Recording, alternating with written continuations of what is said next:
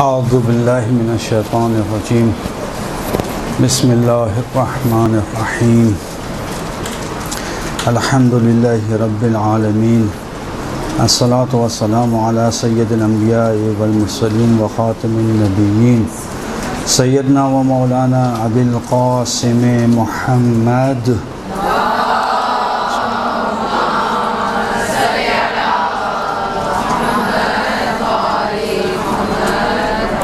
وآل بیتہ الطیبین الطاہرین المعصومین المظلومین المنتجبین ولعنۃ اللہ علی اعدائہم اجمعین اما بعد۔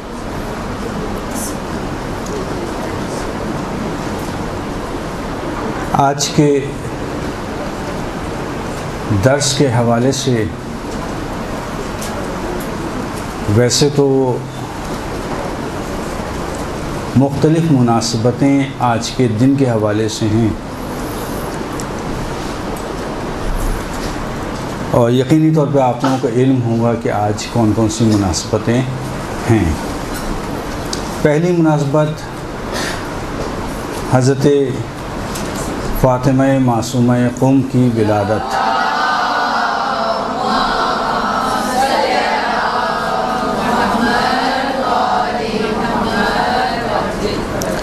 دوسری مناسبت اول ذی قعد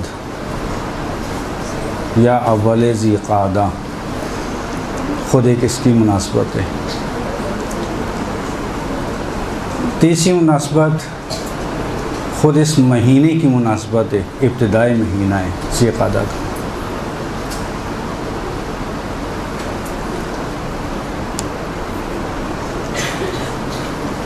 اب ان تین مناسبتوں کو آج اپنے موضوع کے ساتھ جمع کرنا ہے۔ موضوع در حقیقت، کیونکہ جب بھی انسان گفتگو کرتا ہے تو اس کا موضوع واضح ہونا چاہیے۔ موضوع در حقیقت جو آج ہم نے انتخاب کیا ہے وہ ہے عاقبت بخیر۔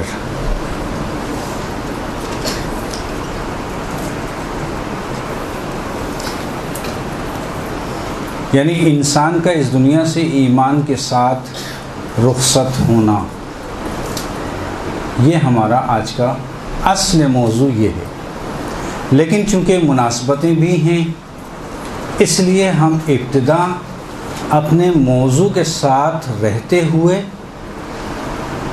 ابتدا حضرت معصومہ قم کے حوالے سے کریں گے۔ اور حضرت معصومہ قم کے حوالے سے یقینی طور پر آپ لوگوں کو آگاہی ہوگی، اور اکثریت جو ہے وہ زیارت کے لیے جا چکی ہوگی قم۔ یقینی طور پر ان کے مرقد پر بھی آپ لوگوں نے حاضری دی ہوگی اور ان کی زیارت بھی پڑھی ہوگی۔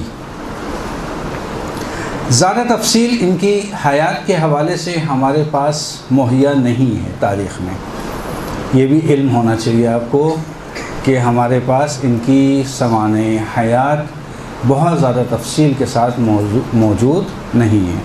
لیکن بہرحال جو ہم تک پہنچا اس میں سے کچھ، چونکہ مکمل عرائض ان کی شخصیت کے حوالے سے وہ ہم آپ کو یہاں پہ بیان نہیں کر سکتے مختصر وقت کے اندر، اور چونکہ موضوع ہمارا ایک اور نیا ہے ایمان کے حوالے سے۔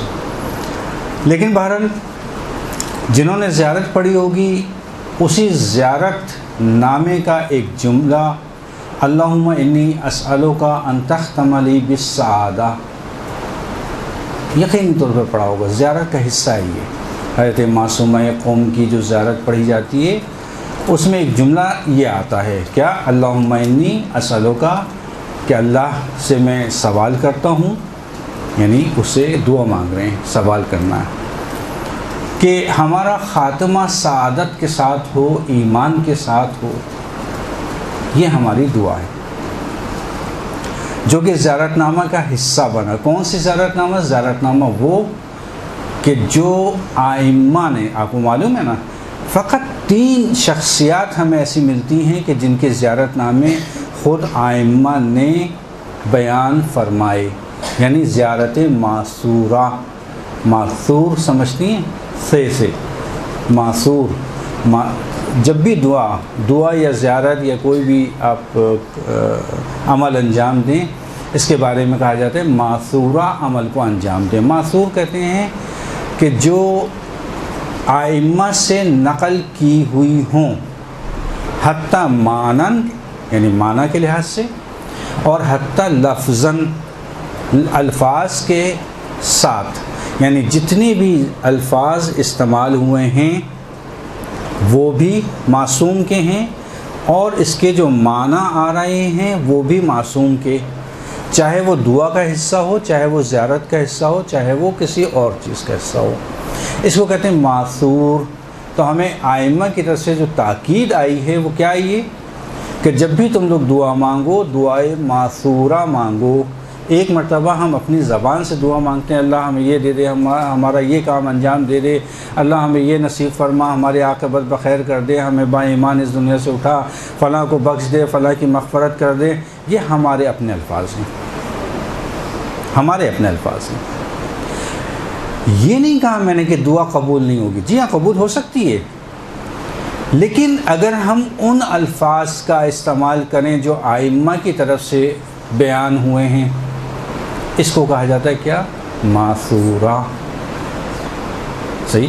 اسی طرح ہمیں دعائیں ملتی ہیں، اسی طرح سے ہمیں زیارات ملتی ہیں، اسی طرح سے ہمیں دوسرے جو حرز وغیرہ ہوتے ہیں وہ ملتے ہیں. فرق کیا ہے؟ فرق یہ ہے، مختصر بتایا تو فرق یہ ہے کہ ایک مرتبہ ہم اپنے الفاظ استعمال کر رہے ہیں، ہو سکتا ہے ان کے چناؤ میں غلطی ہو جائے، ہو سکتا ہے. ہاں، جیسے آپ نے دیکھا ہوگا کہ کربلا یا نجف وغیرہ میں جب آپ زیارتوں پہ جاتی ہیں تو وہاں پہ دیکھتے ہیں کہ وہاں پہ بہت سارے لوگ جو ہے، اب مجھے لیڈیز کا تو اتنا اندازہ نہیں، جینٹس میں ہم نے اکثر دیکھا کہ وہاں پہ جو ہے وہ لوگ کھڑے ہوئے جو ہے وہ جو ہمارے طالب علم ہوتے ہیں، ہے نا، وہ زری کے سامنے جاتے ہیں، بڑے ادب اور احترام کے ساتھ جو ہے وہ داخل ہوتے ہیں، زیارت پڑھتے ہیں، درود و صلوات بھیجتے ہیں، اس کے بعد جو ہے بڑے ادب اور احترام کے ساتھ وہ واپس آ رہے ہوتے ہیں. اور وہیں کے اسی موقع کے اوپر جو ہے مثلا ایک بادیہ نشین، صحرا نشین، عرب کا ایک بدو وہ چلا آتا ہے نا. اب لیڈیز کا نہیں پتہ، ہو سکتا ہے آپ نے بھی دیکھے ہوئے مناظر، وہ چلا آتا ہے، وہ تو ایسے آتا ہے کہ جیسے پتہ نہیں کہاں آ رہا ہے، اور آنے کے ساتھ ہی جناب بجائے اس کے کہ سلام کرے، ادب کرے، احترام کرے، لڑنا شروع.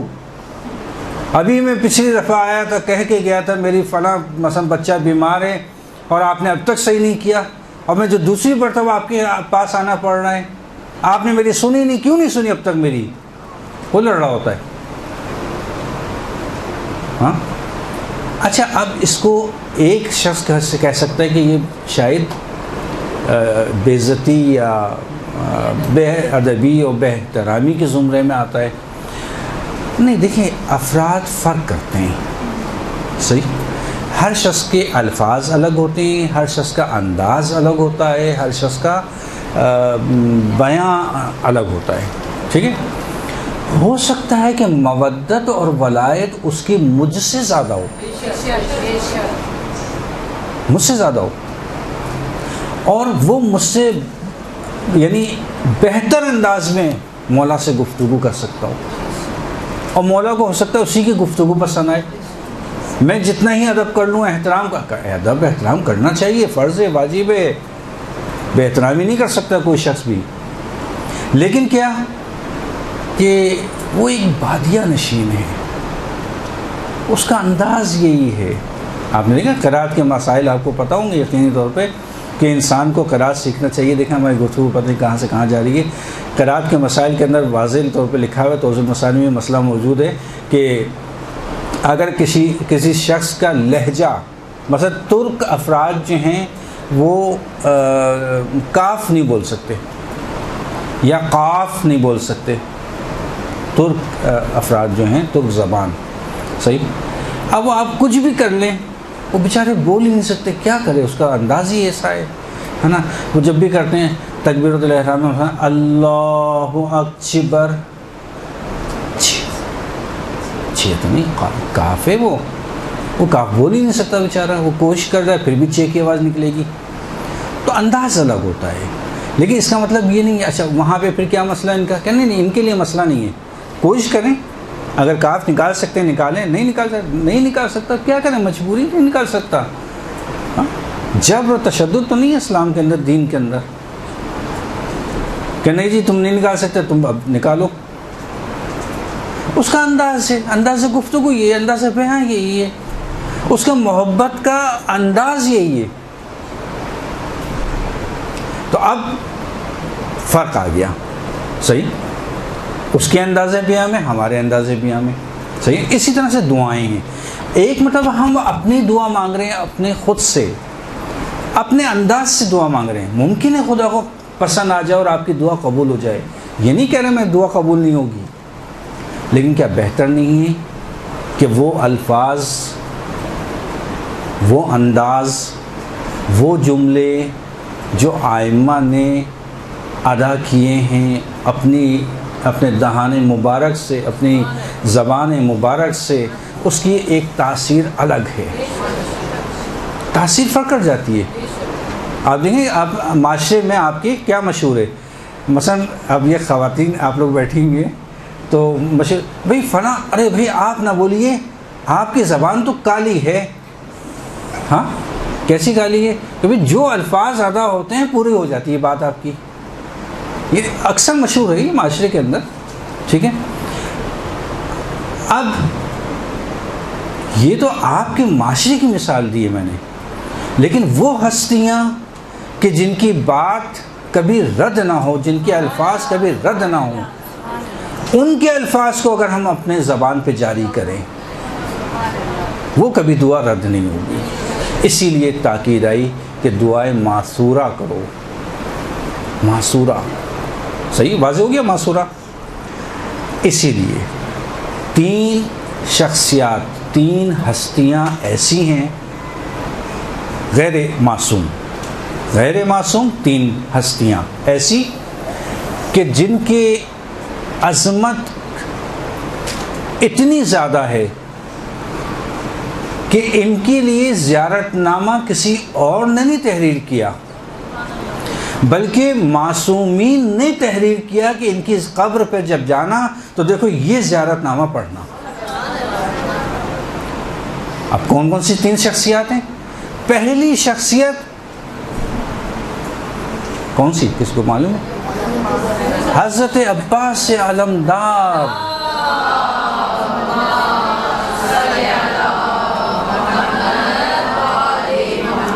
حضرت عباس علمدار کی شخصیت ایسی شخصیت کہ ان کا زیارت نامہ ائمہ نے خود اپنے ہاتھ سے، اپنی زبان سے، اپنے الفاظ و معنی سے تحریر کیا. ایسی شخصیت اور ایسی. اب میں حضرت عباس کے حوالے سے کیا بتاؤں آپ کو، میرا موضوع نہیں ہے، اگر میں اس موضوع میں چلا گیا تو بہہ جاؤں گا پھر میں اسی موضوع میں.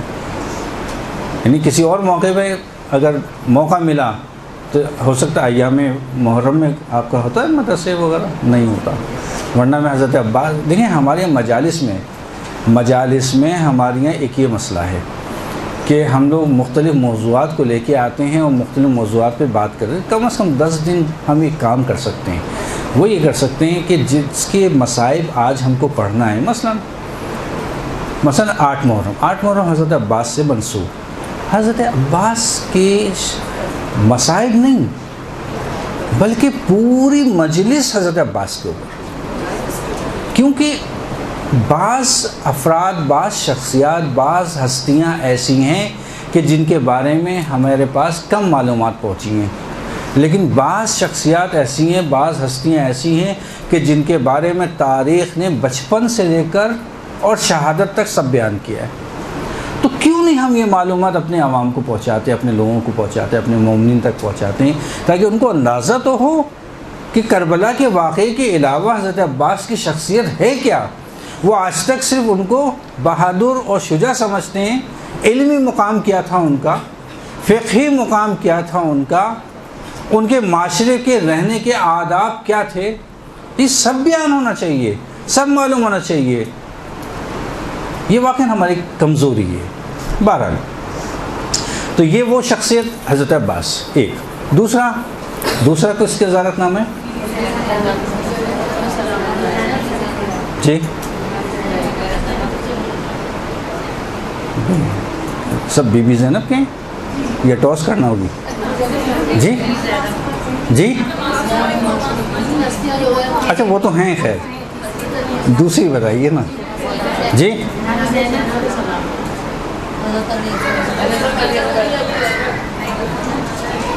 کیا نام اگر لینا ہے آپ لوگوں کو تو پھر تو پورا ہمارا درس گزر جائے گا اس میں، تو میں ہی بتایا تو یہ بہت اچھی بات ہے، اچھا مشورہ دیا۔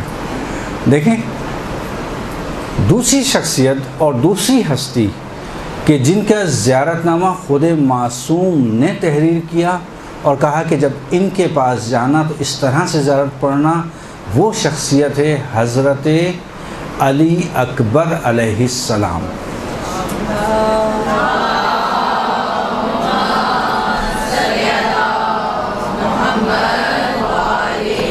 حضرت علی اکبر علیہ السلام کی شخصیت، اب وہی باتیں جو حضرت عباس کے حوالے سے کہیں وہ ان کے حوالے سے بھی ہیں، ان کے بارے میں تاریخ موجود ہے، ٹھیک ہے بہت زیادہ مکمل نہیں لیکن بہت حد تک موجود ہے۔ اور تیسری شخصیت کہ جن کی آج ولادت ہے حضرت معصومہ قوم۔ آپ کو معلوم ہے کہ امام موسیٰ کاظم علیہ السلام کی 18 بیٹیاں تھیں،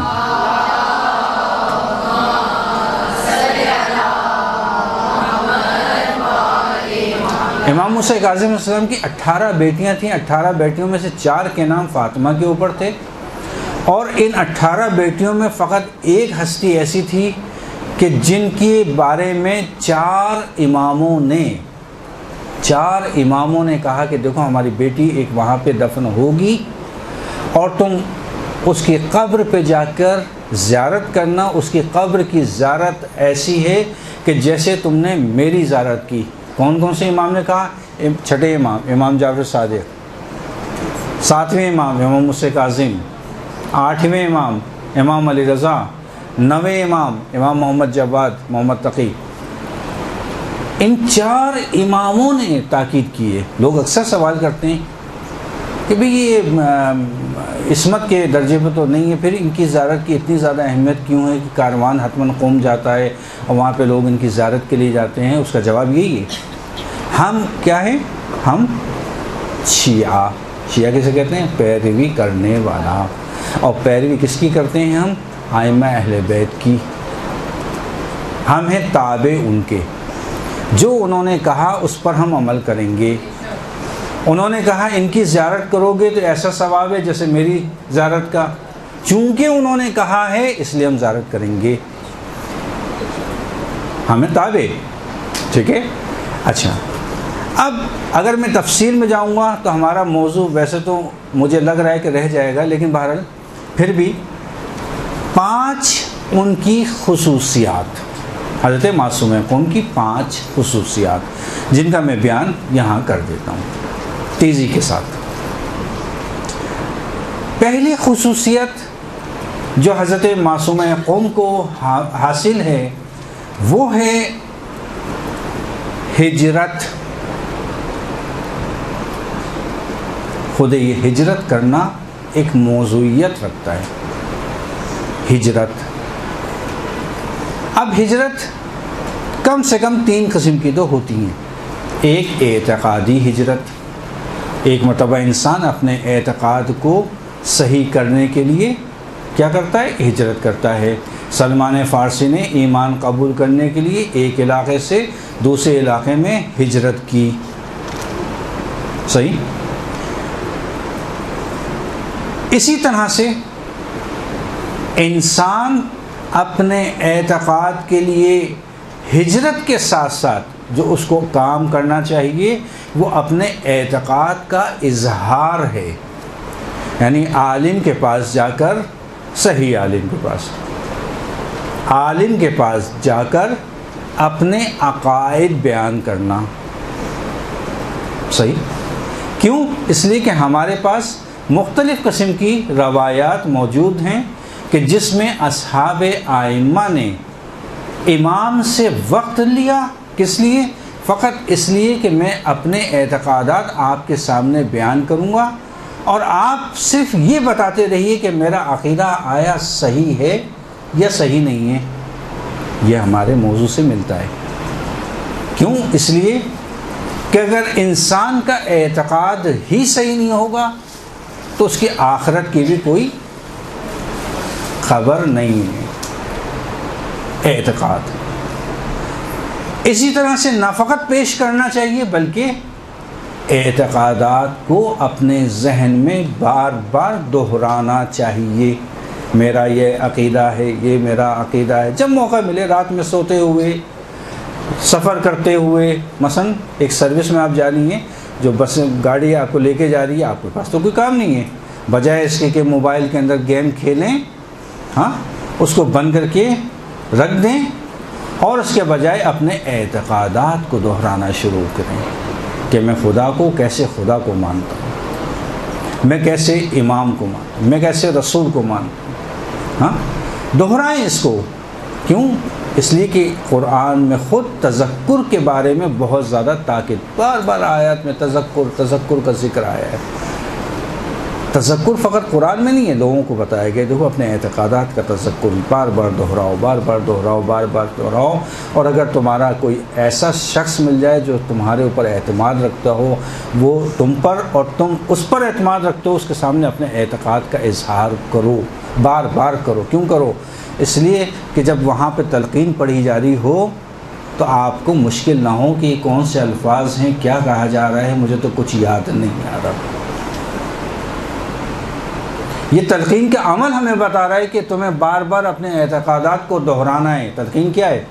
تلقین فقط و فقط اعتقادات کا مجموعہ ہے کہ جس میں انسان کو اس کے اعتقادات یاد دلائے جاتے ہیں کہ دیکھو یاد رکھنا، تمہارا اللہ کون ہے، تمہارا رسول کون ہے، تمہارا امام کون ہے، پھر ایک ایک امام کے بارے میں بتایا جا رہا ہے، تمہاری قیامت میں کیا ہوگا، تمہارے جہنم میں کیا ہوگا، تمہارے جنت کیا ہے، تمہاری کتاب کیا ہے، یہ سب تلقین میں ہے۔ اور ایک مرتبہ نہیں کہا، جب دفناؤ اس وقت بھی تلقین پڑھو، یعنی اعتقادات یاد دلاؤ اس کو، اور جب دفنا دو اس کے بعد دوبارہ اس کو یاد دلاؤ۔ جب وہاں پہ اتنی تاکید کی جا رہی ہے تو ہم اپنی زندگی کے اندر زندہ رہتے ہوئے اس پر عمل کیوں نہیں کرتے؟ بار بار اعتقاد کو دہرائیے، یاد کیجیے اپنے ذہن میں ہمارا کیا عقیدہ ہے۔ خود بات ہو رہی تھی ہجرت اعتقادی کی۔ ابو جہل، سب کو معلوم ہے ابو جہل کون تھا؟ ابو جہل کا بیٹا جب رسول کے پاس آیا، کہا کہ میں اسلام کو قبول کرنا چاہتا ہوں، تو رسول اللہ نے اس کا اسلام قبول کیا، حالانکہ جانتے تھے کہ کس کا بیٹا ہے۔ اس موقع پہ کیا کہا؟ مرحبا للراکب المہاجر، خوش آمدید اے چل کے آنے والے مہاجر، ہجرت کرنے، اعتقادی ہجرت۔ تو اعتقادی ہجرت کو اہمیت حاصل ہے۔ اگر کوئی شخص اعتقاد کو صحیح کرنے کے لیے ہجرت کرے، علماء کی واقعات اور علماء کی تاریخ، اس میں بہت زیادہ واقعات موجود ہیں کہ ایک عالم ایک ایک حدیث کی تلاش کے اندر ایک ایک علاقے سے دوسرے ملکوں میں جاتے تھے۔ آج بھی ایسے ہی ہے، ہمارے بہت سارے ہمارے اساتید میں بزرگان ہیں اور حیات بھی ہیں، وہ بتاتے ہیں مثلا ان کو پتہ چلا ایک کتاب جو ہے وہ ہمارے اعتقاد کے لحاظ سے کتاب جو ہے وہ کہاں تونس میں بتایا تھا، تونس میں تھی۔ اب تونس میں ان کا کوئی جاننے والا نہیں تھا، تو میں نے کہا حاجی کیسے گئے؟ کہنے کچھ نہیں، میں نے ویزا لیا، ٹکٹ لیا، میں نے کہا اللہ مالک کہ جس کی راہ میں جا رہا ہوں وہ خود ہی مدد کر دے گا۔ اور اتفاق سے جب وہ ایئرپورٹ پہنچے تو پریشان تھے، جاؤں کہاں، کیونکہ کچھ نہیں پتہ تھا ان کو۔ ہاں، مل گئے ایک صاحب، اچھا البتہ ان کا تعلق اہل سنت سے تھا، وہ لے گئے ان کو اپنے گھر پہ ہی رکھا، لائبریری لے گئے، کتاب خانے لے گئے، کتاب بالآخر مل گئی ان کو۔ اس وقت جو ہے وہ قم میں آئے، مرشی نجفی کا جو کتاب خانہ ہے، اس کے بعد جو دوسرا نمبر ہے انہیں کا ہے اشکوری کا، کہ دنیا بھر سے انہوں نے تمام نسخے جو ہے وہ جمع کیے اپنے پاس۔ میں نے بات کی، میں نے کہا حاجی اگر یہ ہمیں بھی دے دیں، پاکستانی بھی تو بیچارے مظلوم ہیں، ہاں ان کو بھی ایک ایک نسخہ دے دیں، وہاں پہ بھی ایک کتاب خانہ بنا دیں۔ ہاں البتہ یہاں تو خالی رہتے ہیں کتاب خانے، وہاں بھرے رہتے ہیں۔ بارہ چھوڑیں اس کو. ہمیری اس نے بھی اعتقادی ہجرت کی. کیا؟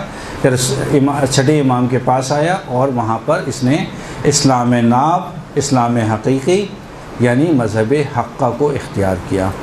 ایک ہجرت اعتقادی کے علاوہ اخلاقی بھی ہوتی ہے،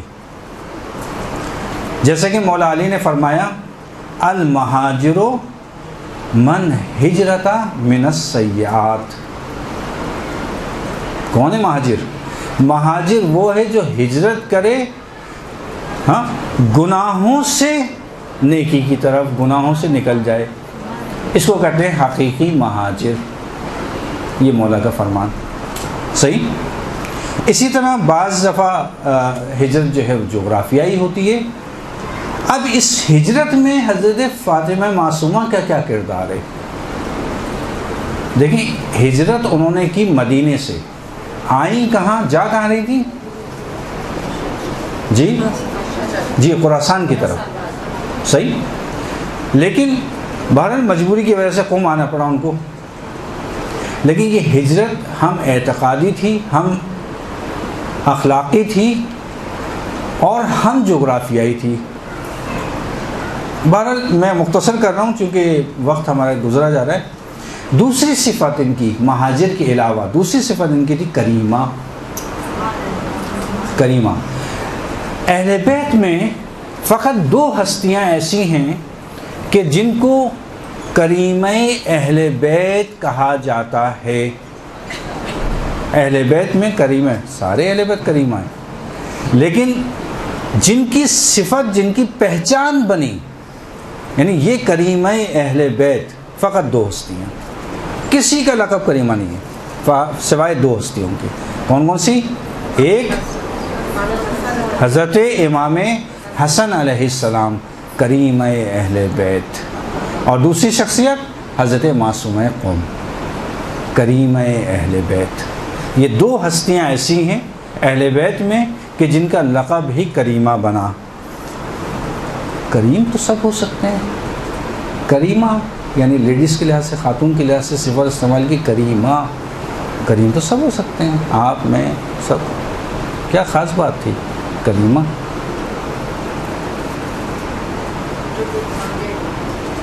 یا آپ کی غلط فہمی ہے کہ آپ کریم ہو سکتے ہیں؟ چونکہ کریم کے معنی ہی نہیں پتہ، کریم کہتے کسے ہیں. جس وقت معنی پتہ چلیں گے تو اس وقت آپ لوگ کہیں گے کہ ہاں ان کے لیے صحیح ہے لقب. ہم نہیں ہو سکتے کریم. کیا معنی ہے؟ حضرت علی نے کہا، پوچھا حضرت علی سے کیا معنی ہے کریم کے، تو حضرت علی نے کہا کریم کے معنی وعد الکریم نقد و تاجیر. کیا مطلب ہوا؟ ادھر کسی نے طلب کیا، یہ نہیں کہا جائے گا اچھا شام میں آ جانا، اچھا کل آنا، یا تھوڑی دیر رکو. نہیں، وعد الکریم نقد، نقد نا معاملہ کرنا. نقد دیں گی یا قرض ادھار ہے، یعنی نقد دوں گا. نقد کا معاملہ الگ ہوتا ہے. نہیں، ایسے ادھر طلب کیا اور ادھر ادا ہوا. ادھر الفاظ ختم ہوئے، ادھر فرمائش پوری ہو گئی. اس کو کہتے ہیں کریمہ.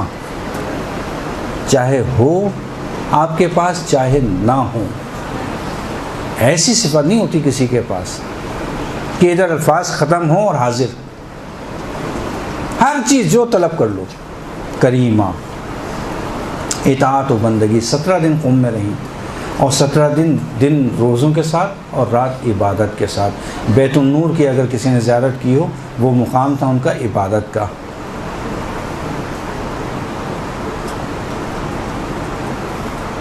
محدثہ احادیث نقل کی ہیں ائمہ سے. اور ایک جو صفت ہے سب سے اہم وہ ہے ولایت پذیری. یہ 5 صفات ہوگی اور واقعاً بہت زیادہ. ولایت پذیری، ولایت کو دل و جان کے ساتھ قبول کرنا. ہم نعرے بہت لگاتے ہیں، ابھی لگائیے نعرہ حیدری، نعرے بہت لگاتے ہیں. واقعاً ولایت علی ابن ابی طالب کے اوپر عمل پیرا ہے کہ جس طرح سے انہوں نے بیان کیا ہے ہم وہی چلیں گے، وہی اسی پہ چلیں گے، انہی کی بات مانیں گے، انہی کے حکم پر چلیں گے. آیا کوئی ہے ایسا؟ ممکن نہ ہو، لیکن ہمارے، میں اپنی بات کر رہا ہوں، آپ کی کسی کی بھی بات نہیں کر سکتا، میں اپنی بات کر رہا ہوں، لیکن خامی آئے گی کہیں نہ کہیں۔ یہ وہ ہستی ہیں کہ جنہوں نے ولایت کو اس طرح سے قبول کیا کہ پوری زندگی جو ہمیں ملتی ہے، پوری زندگی ولایت کے تحت تھی، جیسا جیسا حکم تھا ویسا ویسا عمل کرتے ہیں بس۔ اسی لیے ان کو کہا کہ یہ تو بہت ہی ولایت یافتہ ہیں، کہ جنہیں ولایت حاصل ہو گئی، کہ جن کے بارے میں ائمہ نے زیارت لکھ دی، جن کے بارے میں ائمہ نے اقوال تحریر کیے، احادیث بیان فرمائیں، ولایت پذیری۔ اسی طرح سے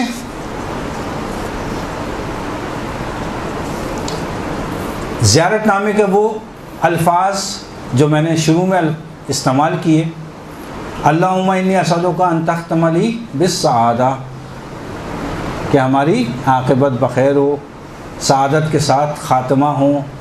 کیوں؟ اس لیے کہ انسان، مثلا ایک آپ کو مثال دوں کلاس کی، کسی آپ اسکول میں چلے جائیے، کالج میں چلے جائیے، یونیورسٹی میں چلے جائیے، ہاں بہت سارے طالب علم ہوتے ہیں، ان میں سے جو ہے وہ ایک طالب علم جو ہے وہ فیل ہوتا رہتا ہے، کبھی پاس ہو جاتا ہے، کبھی نمبر اس کے جو ہے وہ میانہ روی کے ساتھ آتے ہیں، مثلا اب مجھے نہیں پتہ 100 میں سے ملتے ہیں یہاں پہ نمبر، تو مثلا 55 آ گئے، 60 آ گئے، اس طرح سے ایک دم آپ کو پتہ چلے گا کہ وہ جناب جو لڑکا ہے وہ فیل ہو گیا، کوئی بات نہیں، اس کے تو نمبر ہی اتنے آتے تھے، صحیح۔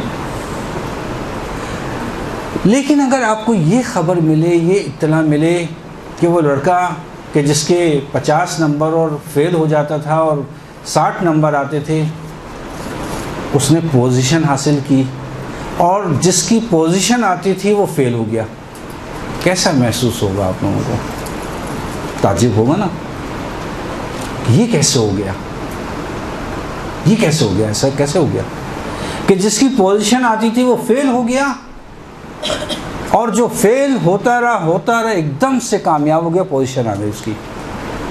یہی حال یاد رکھیے گا مومنین کا ہونے والا ہے، چونکہ ہمارے پاس روایات موجود ہیں کہ آپ لوگ مومنین، خود روایتیں، مومنین تعجب کریں گے، ارے فلاں شخص مولا کے برابر میں بیٹھا ہے، تصور نہیں تھا، اور فلاں شخص کو تو مولا کے پاس بیٹھنا چاہیے تھا، وہ تو اب جگہ کا نام استعمال نہیں کر رہا، ہاں حقیقت روایت ہے، یہ میں کوئی قصہ نہیں سنا رہا، میں نے فقط آپ لوگوں کو اس روایت کو سمجھانے کے لیے مثال دی تھی کالج اور یونیورسٹی کی۔ مومنین کے ساتھ آخری وقت میں ایسے ہی ہوگا، ہمیں مثالیں ملتی ہیں بہت ساری۔ کیا مثالیں؟ مثلا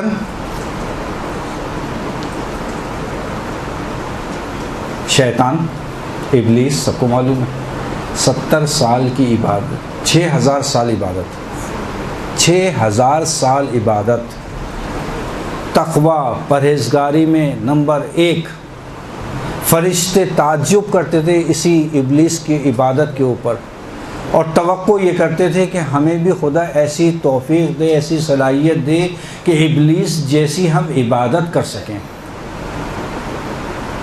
لیکن خاتمہ کیا ہوا وہ آپ کے سامنے۔ سورہ اعراف کی 175ویں آیت اور اس کے ذیل میں تفاسیر نے، مفسران نے تحریر کیا، بلعام باعور کا واقعہ مشہور، 175 آیت نمبر 175 سورہ اعراف میں بلعام باعور کا واقعہ۔ اب میں واقعہ نہ سناؤں، ہے نا، سنا ہوا ہے نا آپ لوگوں نے، سنا ہوا نا، بس ٹھیک ہے، نہیں وقت کی کمی بہتر ہے کہ بچائیں ہم اپنا وقت۔ سورہ حشر کی 19ویں آیت، سورہ حشر کی 19ویں آیت، برسیہ کا واقعہ۔ یہ وہ واقعات ہیں کہ جن کے اندر یہ بتائے 70 سال تک عبادت کرتا رہے یہ شخص، انتہائی مومن متقی پرہیزگار، جی 70 سال عبادت کرتا رہا، انتہائی مومن متقی پرہیزگار، لیکن قرآن نے اس کے بارے میں کیا کہا؟ کفرت باللہ. اور خاتمہ کیسا ہوا اس کا؟ ہاں، مثل شیطان کا مثل الشیطان، یہ الفاظ ایمان کے ساتھ چلا رہا ہے، عبادت کے ساتھ چلا رہا ہے، اور خاتمہ ایسا ہوگا. اسی طرح سے اچھا کبھی دور کی بات بتا رہے، چلیں نزدیک کی بات بتا دیتے ہیں. طلحہ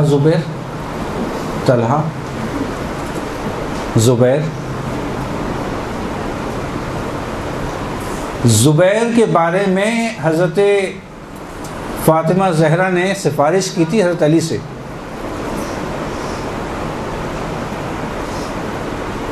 کہ مجھے پورا بھروسہ ہے کہ سب آپ کا ساتھ چھوڑ دیں گے، لیکن زبیر سے امید نہیں ہے تم آپ کا ساتھ چھوڑے کبھی. زبیر سے امید نہیں ہے.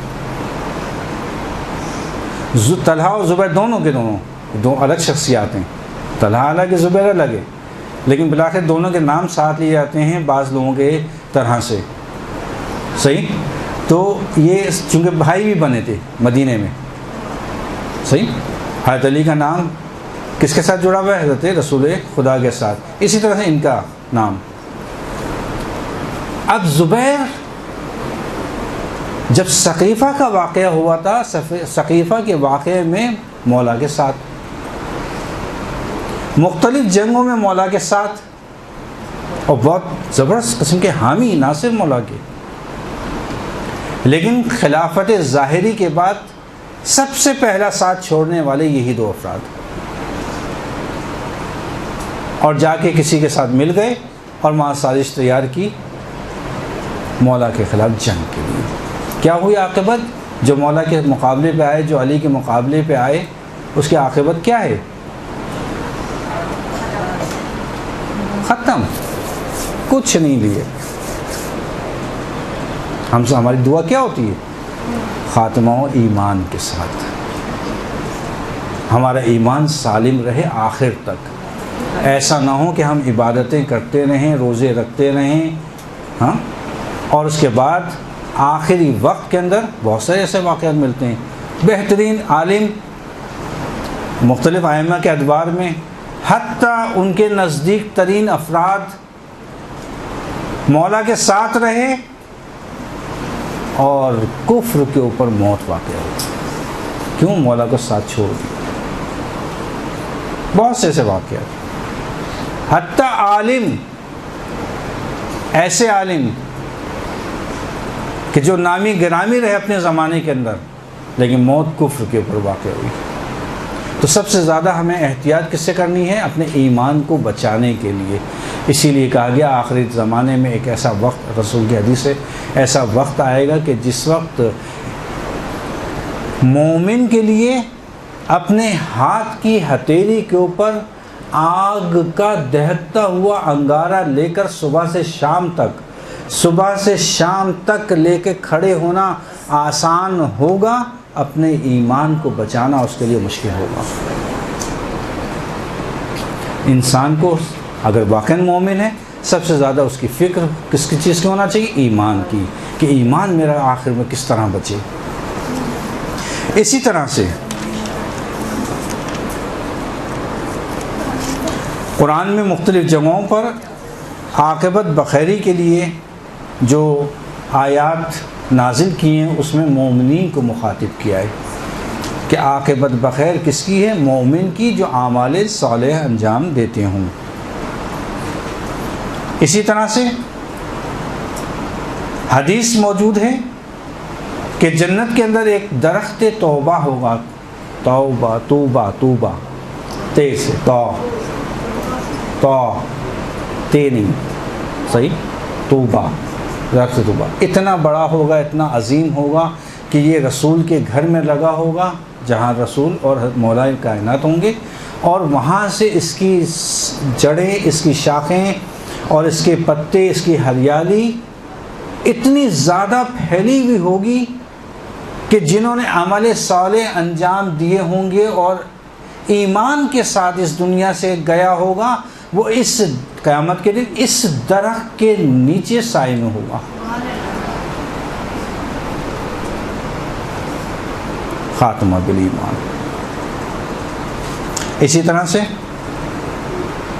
قرآن میں اور احادیث میں مختلف جگہوں پر والعاقبۃ للمتقین کا لفظ استعمال کیا ہے بار بار۔ متقین کے لیے ان کی عاقبت بخیری ہے۔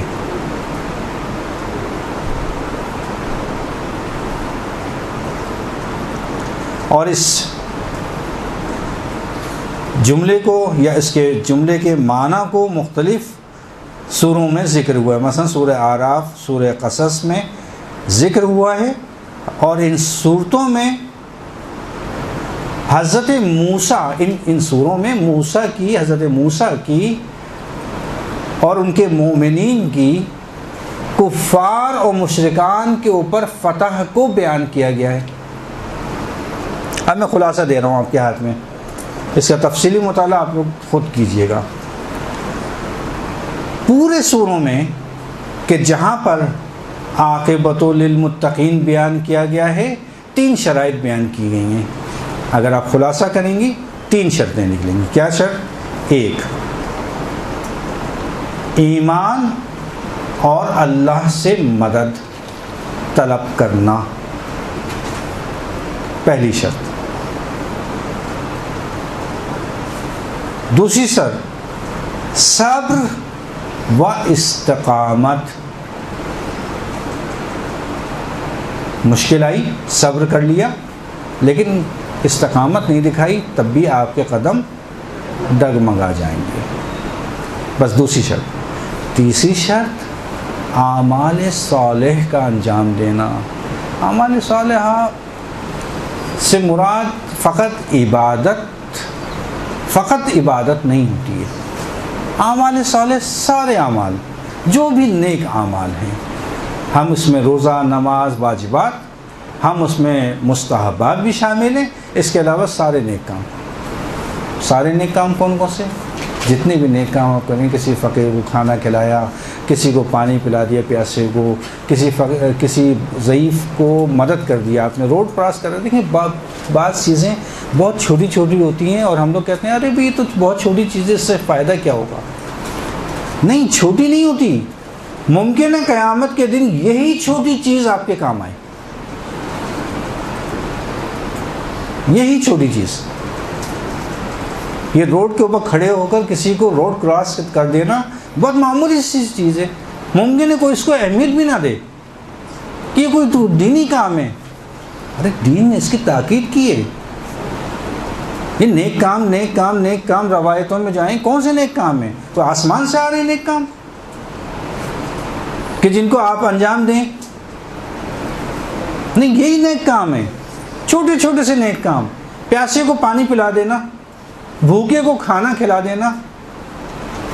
اچھا، بعض لوگ ہوتے ہیں نیک کام کرنے کے لیے بھی نیک کام کریں، بڑا کریں گے، وہ بڑے کے چکر کے اندر وہ اسی دنیا سے چلے جاتے ہیں، وہ بڑا آتا ہی نہیں ان کے لیے کہ بڑا کریں گے نیک کام۔ ارے بھائی بڑے کو چھوڑ دیجیے، آپ چھوٹی چھوٹی نیک کام کر لیجیے، نہیں پڑے بڑے کے چکر میں، چھوٹا سا نیک کام کر دیجیے۔ اور واقعی میں بتا رہا ہوں، یہ نیک کام جو آپ نے چھوٹے چھوٹے، کسی بھی نیک عمل کو چھوٹا نہ سمجھیں، قیامت کے دن یہی آپ کے کام آئے گا۔ بہرحال یہ 3 شرائط کس کی تھیں؟ یہ 3 شرائط جو میں نے بیان کی، یہ موسیٰ اور ان کے مومنین نے جب کفار کے اوپر غلبہ حاصل کیا تو وہ غلبہ ان 3 شرائط کی موجودگی میں حاصل کیا، یہ شرائط موجود تھی۔ پس اگر کوئی شخص کسی دشمن پر غلبہ حاصل کرنا چاہتا ہے، قوت حاصل کرنا چاہتا ہے، فتح حاصل کرنا چاہتا ہے، یہ شرائط پیدا کرے اپنے اندر۔ تاکہ وہ فتح حاصل کر لے. یہ قرآن نے ہمیں دیا ہے اصول. اسی طرح سے امام خمینی سے سوال ہوا کہ امام خمینی مرجع بزرگ پوچھ سوال کیا کہ امام خمینی آپ یہ بتائیے کہ اگر میں یہ کہوں کہ فقط آپ کی ایک دعا قبول ہوگی اور اس کے علاوہ کوئی دعا قبول نہیں ہوگی تو آپ کیا دعا مانگیں گے؟ کہ عاقبت بالخیر. میں ایک دعا مانگوں گا عاقبت بالخیر، ایمان کے ساتھ اس دنیا سے جاؤں. امیر المومنین حضرت علی علیہ السلام سے سوال ہوا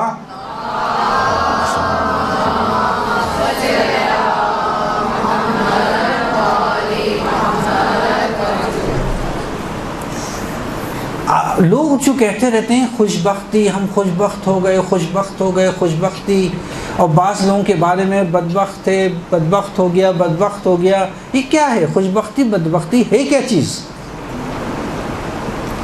تو مولا نے کیا ارشاد فرمایا؟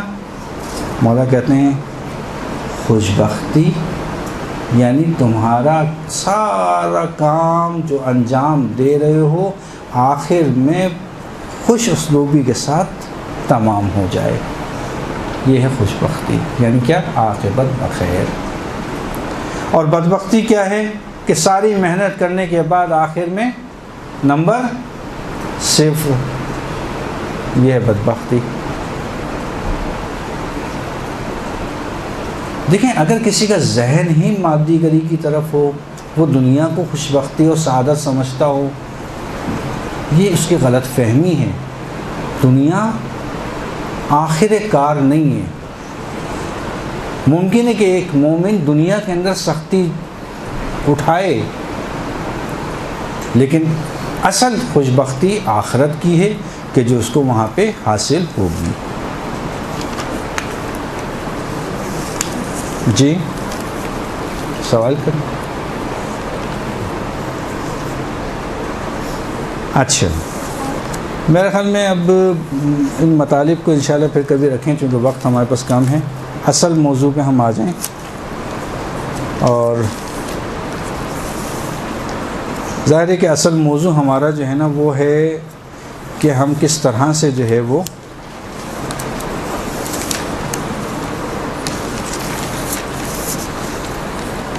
اس خاتمہ بالایمان کریں، انجام دیں.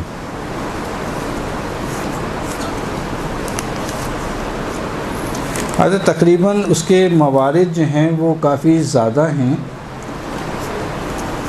میں مختصر کر رہا ہوں چونکہ ہم پہنچ نہیں پائیں گے، پھر آخر میں ہمیں بھاگنا پڑتا ہے، تیز تیز دوڑنا پڑتا ہے. اس لیے جو ہے بہتر ہے کہ اس کو ہم اپنے اصل موضوع کی طرف آ جائیں. خیر موضوع تو ہمارا یہی ہے کیونکہ مجھے بتانا یہ تھا کہ سوء عاقبت کیا چیز ہے اور حسن عاقبت کیا چیز ہے. یہ سب ڈراپ کر رہا ہوں اور انشاءاللہ پھر کبھی بتا دیں گے اس کو، کیونکہ ہم پھر اس طرف نہیں جائیں گے کہ اس کا راہ حل کیا ہے، ہم کیا کریں کہ ہماری عاقبت بخیر ہو. یہ اہم ہے، بجائے اس کے کہ ہم ان کی تفصیل بتائیں آپ کو تو آپ سنتی رہتی ہیں. لیکن یہ کہ اہم یہ ہے کہ ہم کیا کریں کہ ہمارے ایمان پر خاتمہ ہو، ہماری عاقبت بخیری ہو جائے، کہ جس کی علماء نے، ائمہ نے، قرآن نے تاکید کی ہے.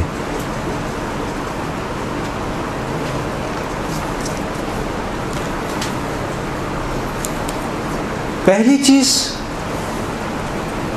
وہ ہے ایمان کا محکم کرنا. اور ایمان کا محکم کرنا کیسے حاصل ہوتا ہے؟ ایمان کا محکم کرنا بالآخر تذکر سے حاصل ہوتا ہے. دوسری چیز کہ جس سے ہم اپنی عاقبت بخیر کر سکتے ہیں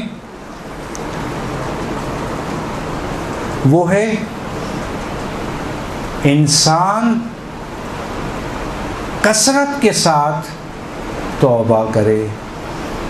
یاد رکھیے گا کہ میں نے پہلے بھی کسی اور کلاس میں شاید بتایا تھا کہ توبہ کے معنی اور استغفار جو ہم بولتے ہیں ان کے معنوں میں فرق ہے. توبہ الگ چیز ہے، استغفار کرنا الگ چیز ہے. استغفر اللہ جو ہم لوگ بولتے ہیں اس کا معنی ہے طلب مغفرت. یہ توبہ نہیں ہے. یہ ہے طلب دعا ہے، یہ طلب مغفرت، ٹھیک ہے. طلب مغفرت کرنا الگ چیز ہے، توبہ کرنا الگ چیز ہے. توبہ کیا ہے؟ اگر یہ استغفار کرنا طلب مغفرت ہے تو توبہ کیا چیز ہے؟ توبہ کہتے ہیں، توبہ یعنی پشیمانی، ندامت، اپنے کیے ہوئے پر نادم ہونا. اچھا، آیا ضروری ہے توبہ میں کہ ہم اپنے الفاظ سے استعمال کریں توبہ کو، لفظ توبہ کو؟ جی نہیں، توبہ کے لیے یہ بھی ضروری نہیں ہے. توبہ جیسے معنی بتائیں، توبہ یعنی ندامت، پشیمانی، اپنے کیے ہوئے پر نادم ہونا. لیکن توبہ مکمل کب ہوگی؟ کب ہوگی؟ اس وقت ہوگی کہ جب آپ اپنے جو آپ نے چیزیں انجام نہیں دی ہیں ان کو مکمل کرنا.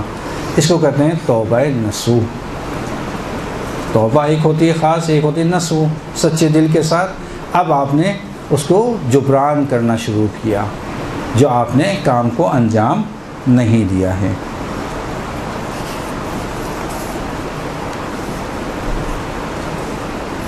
اسی طرح سے ماں باپ کی خدمت کرنا. اب یہ ماں باپ کی خدمت سے عاقبت بخیر ہونے کا کیا تعلق ہے؟ ویسے تو میرے بھی نہیں سمجھ میں آیا، لیکن بہرحال روایات میں بہت زیادہ تاکید آئی ہے کہ اگر کوئی شخص ماں باپ کی خدمت کرتا ہے تو خدا اس کو یہ توفیق دیتا ہے کہ کم از کم جب وہ اس دنیا سے جائے گا تو وہ عاقبت بخیر ہوگا.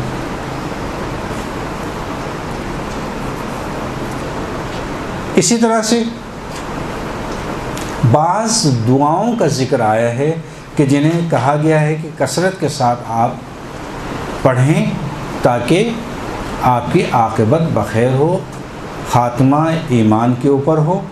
اور پہلی دعا جس کا ذکر شیخ عباس قمی نے مفاتیح الجنان میں بھی کیا ہے، اور وہ روایت ہے امام جعفر صادق علیہ السلام کی.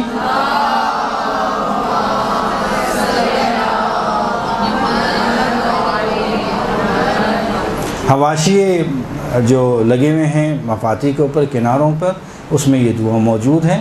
اس کا نام ہے دعائے تمجید. چونکہ تھوڑی طولانی ہے اس لیے میں نے یہاں پہ تحریر نہیں کیا ہے، آپ لوگ دیکھیے گا.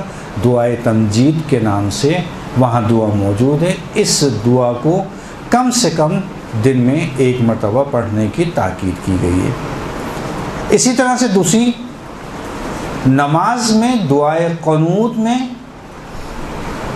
قرآنی آیت ہے ربنا لا تزغ قلوبنا بعد اذ ہدیتنا اور باقی الی آخر.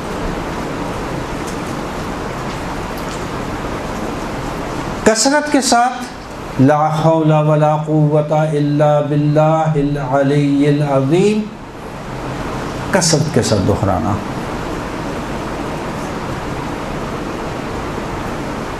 صحیفہ سجادیہ میں 12ویں نمبر کی دعا،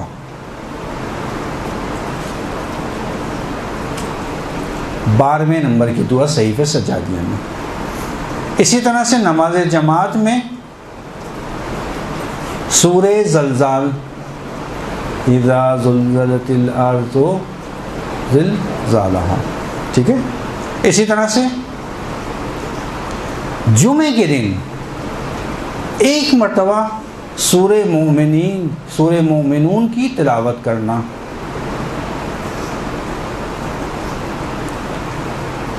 نماز کے بعد رضیت باللہ ربًا دعا ہے جس میں ائمہ کے اسامی گرامی ہیں سارے، اس دعا کی تلاوت کرنا. جی یہ موجود ہے کتاب، مختلف کتابوں میں کثرت کے ساتھ، بلکہ بعض مساجد میں تو باقاعدہ تحریر ہوئی بھی لکھی ہوئی ہیں. بہت مشہور و معروف دعا ہے. اسی طرح سے جو شخص اول وقت نماز کی پابندی کرتا ہے، محافظت کرتا ہے، اللہ تعالیٰ اس کے توفیق میں اضافہ کرتا ہے اور اس کو یہ توفیق دیتا ہے کہ با ایمان اس دنیا سے اٹھایا جائے۔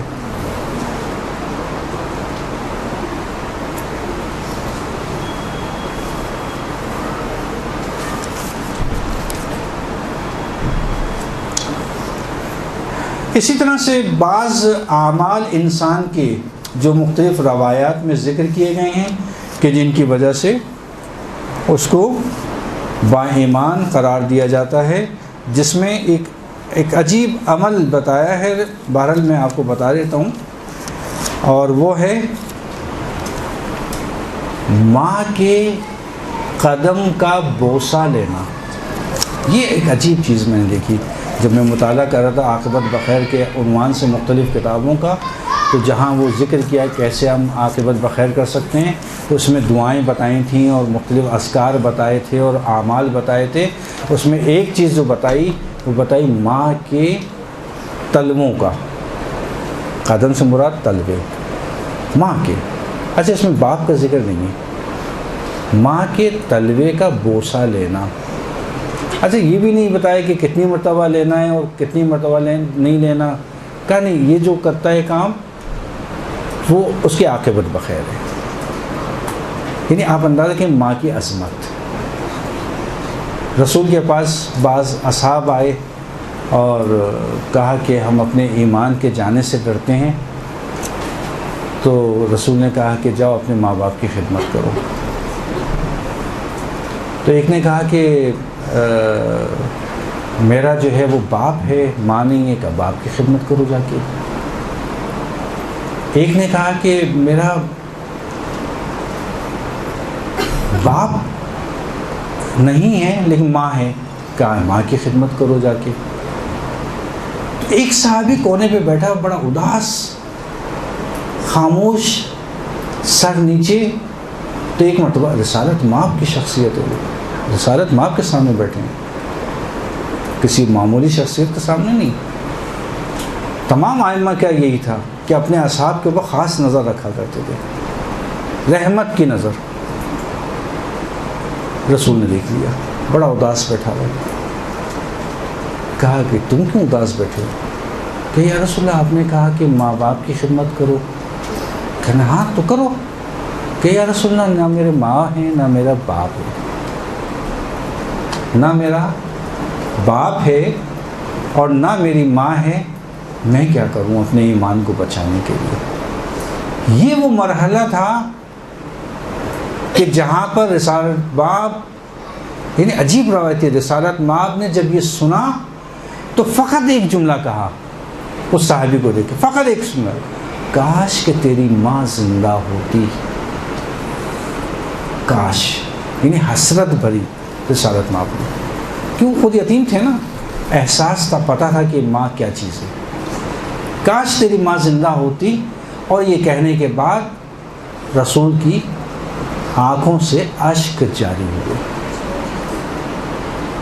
اس کے بعد جب اشک جاری ہو گئے، اس کے بعد اس صحابی سے کہا کہ اچھا تجھے ان کی قبروں کا کچھ علم ہے؟ قبروں کا معلوم ہے؟ کہاں قبریں پتہ ہے۔ کہا اچھا تو ایسا کر کہ قبر پہ چلا جا اپنی ماں کے، وہاں جا کے دعا مانگ۔ یہ عظمت ہے ماں باپ کی۔ اور قبور پہ جا کر، ماں باپ کے خصوصاً قبور پہ جا کر اپنی حاجتوں کو نہ بھولا۔ ہم جگہ جگہ جاتے ہیں، دعائیں مانگتے ہیں، نمازیں پڑھتے ہیں، ہاں، لیکن بعض موارد تو پروردگار نے ایسے بتا دیے کہ یہاں پہ جاؤ اور یہاں پہ جا کے اپنی دعا مانگو، وہ کبھی رد نہیں کروں گا۔ جس میں ایک مورد کون سا ہے؟ ماں باپ کی قبر۔ ماں باپ کی قبر پہ جب بھی جاؤ، وہاں پہ جا کے اپنی حاجت طلب کرو، اپنی دعا مانگو۔ ضروری چیز۔ اسی طرح سے آخری مورد کہ جہاں پر مومن کے لیے یہ کہا گیا کہ ایمان آپ کا، ایمان کے ساتھ اس دنیا سے اٹھائے جاؤ گے، اور وہ آخری مورد کون سا ہے؟ ویسے تو اور بھی مورد ہیں، انشاءاللہ جب کوئی موقع ملے گا میں بتاؤں گا، وقت کا ہمارے ساتھ پرابلم ہے۔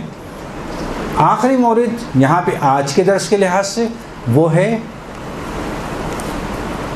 اچھا یہ بھی بڑا عجیب ہے، اور وہ ہے میری ذریت کا جس نے احترام کیا میری وجہ سے اس کی عاقبت بخیر ہے۔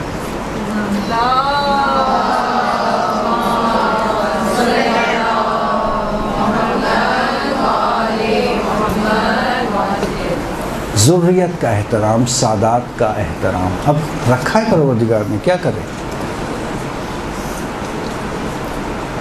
سادات کا احترام، چاہے کیسے ہی سادات کیوں نہ ہو، اس کے بدعمالیوں پہ اظہار ناراضگی، لیکن بے احترامی نہیں کرنا اس کی۔ احترام اس کا اس کی نسبت سے ہے، اس کا احترام کرنا ہے، اور اس کا پروردگار نے اجر رکھا ہے اتنا بڑا۔ کیا اجر رکھا؟ یہ میں روایتوں کا ایک خلاصہ بتا رہا ہوں آپ کے سامنے، کہ تم نے اگر میرے احترام، میری نسبت کی وجہ سے اس سادات کا احترام کیا تو کم سے کم اس کو میں یہ اجر دوں گا کہ یہ ایمان کے ساتھ اس دنیا سے رخصت ہوگا۔ سادات کا احترام ہمارے معاشرے میں ویسے کم ہو گیا بہت، لیکن بعض معاشروں میں ابھی بھی قائم ہے، بعض علاقوں میں ابھی بھی قائم ہے، اور اچھی بات ہے، ہونا چاہیے۔ روایتیں ہیں بہت موجود، خود سادات کا احترام کے حوالے سے ایک موضوع ہے یہ کہ اس کے تفصیل سے بات کی جائے، اس کے اوپر کتنی روایتیں موجود ہیں، کتنی تاکیدیں، کیا کہا ائمہ نے۔ کیونکہ میں تو کہتا ہوں کہ درس میں بجائے اس کے کہ میں اپنے الفاظ ادا کروں، میں اپنی باتیں بتاؤں، اپنا فلسفہ بیان کروں، صحیح ہے نا، مجھے بہت زیادہ پسند نہیں ہے۔ میں جتنی بات کرتا ہوں نا، یا تو خلاصہ لے کے آتا ہوں ذہن میں، انہی روایات کا وہی بیان کرتا ہوں۔ اور آپ نے سے یہ گزارش ہے، اگر جو مجالس پڑھتی ہیں یا جو درس دیتی ہیں یا کہیں پہ جاتی ہیں، روایت ائمہ، الفاظ ائمہ، معنی، الفاظ نہیں معنی بیان کریں۔ یہ جو بیان کرتے ہیں معنی کہتے ہیں اسے، یعنی الفاظ نہیں بیان کریں بلکہ معنی بیان کریں، جو آیا ہے روایتوں میں اپنے الفاظ میں آپ کے سامنے پیش کر رہا ہوں۔ کیوں؟ اس لیے اثر ہے اس میں، ائمہ کے کلام میں اثر ہے، ان کا کلام نور ہے، ان کے الفاظ میں اثر ہے، ان کے معنی میں حتیٰ اثر ہے۔ بجائے اس کے کہ میں ادھر ادھر کی فلسفیانہ اپنے ذہن کی باتیں بیان کروں، ائمہ کے الفاظ کو بیان کریں، کلام نور ہے، اس میں خود اللہ نے ایک تاثیر رکھی ہے، برکت رکھی ہے۔ کم از کم ہماری محافل میں ان کا ذکر اگر ہو تو انہی کے کلام کا ذکر ہو، اس کی کوشش کریں۔ ایک مرتبہ صلوات پڑھیں محمد وعلیہ۔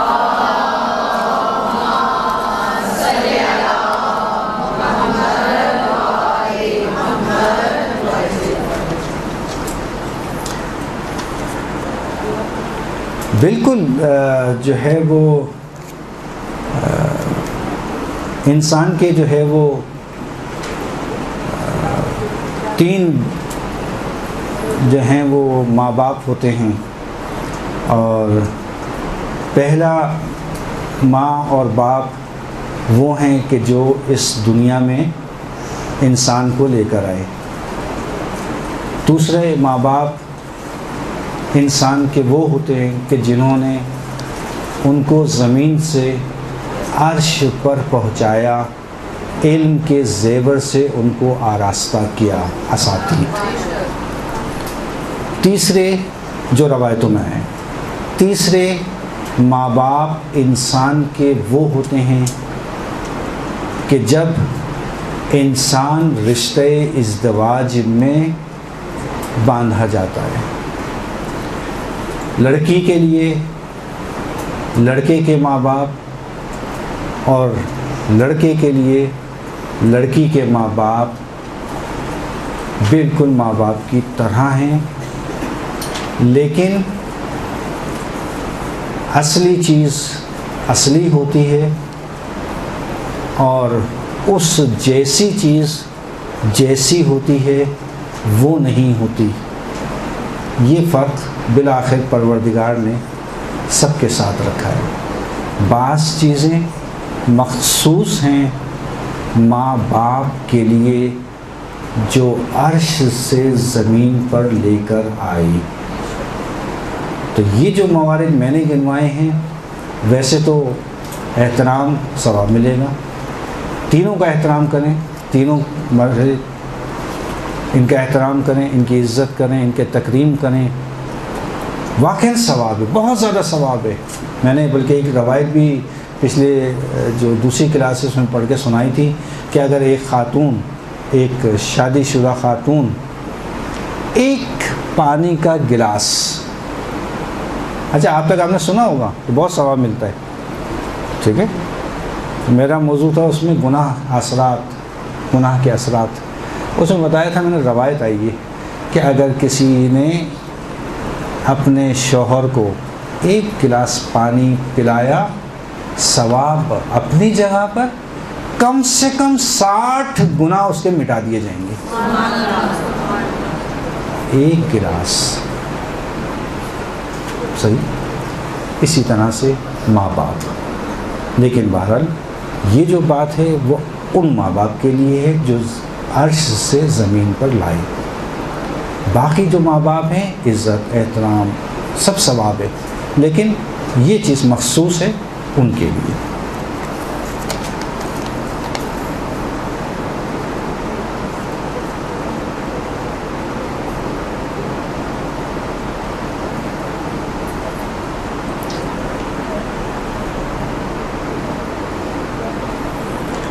اس میں جو ہے وہ تو یہ کہ بہرحال اگر کوئی ایسی اولاد ہے، بالآخر ماں کے درجے، ماں اصل میں دیکھیں فقہی لحاظ سے اگر میں مسئلہ بتاؤں تو وہ جو سوتیلی ماں ہوتی ہے وہ بچوں کے لیے ہوتی ہے. مثلا اگر میرے والد دوسری شادی کریں تو میں کہوں گا کہ میرے والد کی زوجہ، یہ اصل فقہی اصطلاح میں اس کو اس طرح سے استعمال کرتی ہے، میرے والد کی زوجہ. اچھا محرمیت الگ چیز ہے. محرمیت کا مطلب یہ نہیں ہے کہ میں کہوں کہ یہ میری، مثلا جیسے ابھی میں نے مثال دی تھی کہ اصل ہے اور فر ہے. اصل کے مسائل اپنی جگہ پہ ہیں اور فر کے مسائل اپنی جگہ پہ ہیں. میں کہوں آپ جیسی، آیا وہ جیسی آپ ہیں؟ ہو سکتا ہے یہ نہیں، وہ جیسی ہیں لیکن آپ نہیں ہیں. گلاس دو رکھے ہیں بالکل ایسی، میں کہوں اس جیسا گلاس، آئے یہ وہی گلاس ہے، بالکل وہی ہے، لیکن اس جیسا یعنی یہ نہیں، یہ الگ چیز ہے، یہ الگ چیز ہے. جیسا الگ ہے. ماں جیسی ضرور ہے، ماں کیا ہے وہ بہرحال. تو بہرحال اس میں تو آپ سمجھائیے، اور اولاد کو جو ہے وہ توجہ کی ضرورت ہے، اور توجہ دیجیے انشاءاللہ. دعاؤں کا سہارا لیے. توسل سب سے اہم چیز کہ اولاد کو جو ہے وہ اللہ تعالیٰ نیک اور صالح بنائے اور ان کو نیک ہدایت دے کہ وہ بڑوں کا عزت احترام کرنا سیکھیں. صحیح. بہت ساری چیزیں ایسی ہیں جو ہمارے معاشرے میں رائج ہیں لیکن ہم لوگ اس کی طرف متوجہ نہیں ہیں. میں نے بہت ساری مثالیں پچھلی دفعہ دی ہیں اس کی. صحیح نا، کہ بچے کیوں اپنے ماں باپ سے تنفر کا شکار ہوتے ہیں یا اپنے گھر والوں سے تنفر کا شکار ہوتے ہیں.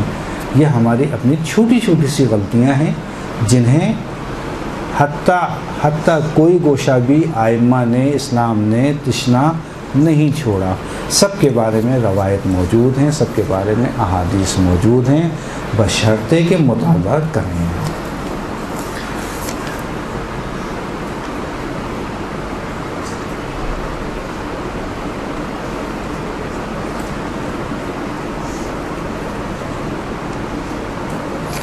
معصوم کا مطلب کیا ہے؟ یقینی طور پر بیان ہو چکا ہوگا یہاں پہ. ویسے تو معصوم دوہرا لیتا ہوں میں. معصوم کا مطلب جو ہے وہ ہرگز یہ نہیں ہے کہ جو معصوم ہے وہ گناہ کر نہیں سکتا. صحیح. معصوم کا مطلب یہ ہرگز نہیں. کیوں؟ فرشتے بھی معصوم ہیں، فرشتے بھی معصوم ہیں. بس فرشتے آئمہ کی طرح ہیں. آئمہ افضل ہیں فرشتوں سے. افضلیت کیا چیز ہے ان میں؟ کیا چیز ہے افضلیت؟ مثلا کیا ہے افضل کہ وہ فرشتوں سے افضل ہیں؟ چونکہ معصوم عصمت دونوں کے پاس ہے. فرشتوں کی عصمت میں اور آئمہ کی عصمت میں ایک بنیادی فرق ہے، اور فرق یہ ہے فرشتوں کی عصمت وہ عصمت ہے کہ جس میں وہ گناہ کرنے پر قادر ہی نہیں ہیں. اصلا ان میں گناہ کرنے کی صلاحیت ہی موجود نہیں ہے. ہاں؟ اندھا یہ کہے کہ قسم کھا لیں کہ میں نے آج تک نامحرم کو نہیں دیکھا، سب کہیں گے کتنا بڑا ثواب کا کام کیا. جنگل کے اندر رہنے والا شخص کے قسم کھلوا لیں جو آج تک کسی کی غیبت کی ہو. جنگل میں رہ کے کس کی غیبت کرو گے؟ ہاں. جس کو شراب کبھی نہ ملتی ہو وہ کہے کہ میں نے آج تک شراب زبان پہ نہیں لگائی، منہ میں نہیں لگائی. ملی نہیں، تم نے اس لیے نہیں لگائی. صحیح. فرشتے عصمت وہ رکھتے ہیں کہ وہ گناہ کرنے پر قادر نہیں ہیں، جبکہ ہمارے آئمہ کی عصمت وہ عصمت ہے کہ قدرت ہونے کے باوجود بھی کبھی گناہ نہیں کیا. یعنی کوئی اندھا نہ ہو پھر نامحرم کو نہ دیکھے، جس کے سامنے شراب آسانی کے ساتھ موجود ہو پھر شراب نہ پیے. افضل کون ہے؟ افضل وہ اندھا ہے یا افضل وہ ہے جو آنکھیں رکھتا ہو، نامحرم موجود ہوں، پھر قوت دکھائے، اپنی طاقت دکھائے اور کہے کہ نہیں مجھے اب گناہ نہیں کرنا؟ کون افضل ہے؟ جس کے پاس قدرت ہو. تو قدرت رکھتے تھے لیکن عصمت کے مقام پر تھے، یعنی خود عصمت کو کسب کیا. یعنی پروردگار سوال ہے البتہ کہ مجھے کیوں نہیں بنا دیا؟ ایک کو کم کر دیتا، مجھے داخل کر دیتا. میں نے کوئی گناہ کیا تھا کیا؟ ہاں 14 میں سے ایک مجھے رکھ دیتا پروردگار. ہاں تو پروردگار مجھے کیا جواب دے گا؟ پروردگار یہی کہنا عاصم تجھ میں تو طاقت ہی نہیں تھی، تیرا کردار تو ہمارے سامنے بالکل عیاں تھا، تو ان کو مقابلہ کر ہی نہیں سکتے تھے. یہ سب کچھ طاقت رکھنے کے باوجود بھی حتیٰ گناہ تو دور کی بات کبھی ترک اولا بھی نہیں کیا. عصمت کے مقام پر ایسے افراد، ان کو کہتے ہیں معصوم. سوال کا دوسرا حصہ کہ حضرت بی بی زینب سلام اللہ علیہا